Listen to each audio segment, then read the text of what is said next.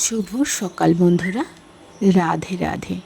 ভগবান শ্রীকৃষ্ণ বাণী শুনি। ভগবদ্গীতায় শ্রীকৃষ্ণ জীবনের চলার পথ সুন্দর, সহজ, সুদৃঢ় করার মূল মন্ত্র দিয়ে গেছেন।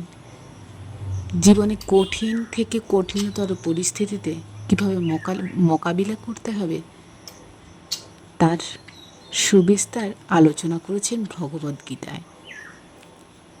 তাই ভগবদ্গীতা আমাদের মানব জীবনের এক পূর্ণ প্রতিচ্ছবি। তার প্রতিচ্ছবি আমাদের জীবনকে সুন্দর করে তোলে। আমরা সবসময় এটা ভাবি আমাদের ভবিষ্যতে কী হবে, কিন্তু ভবিষ্যৎ কী? কি এই ভবিষ্যৎ যাকে নিয়ে আমরা এত চিন্তিত? এই ভবিষ্যৎ হলো আমাদের আজ এখন কর্মফল। সেই কর্মের কি পরিণাম আমরা তা ভবিষ্যতে ফল লাভ করি।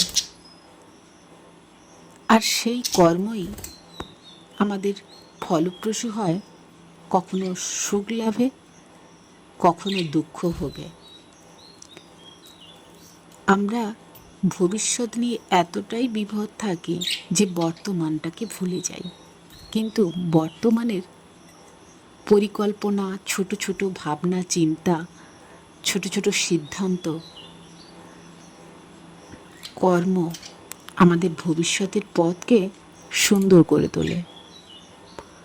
ভবিষ্যৎ তখনই সুন্দর হয় যখন আমাদের বর্তমানটা সুন্দর হয়।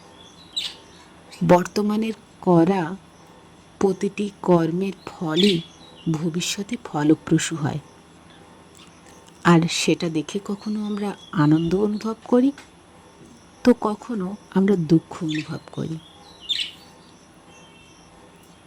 কিন্তু এটা ভুলে যাই যে আমাদের সেটা কর্মেরই ফল। তাই নিজের কর্ম সব সময় সঠিক রেখো।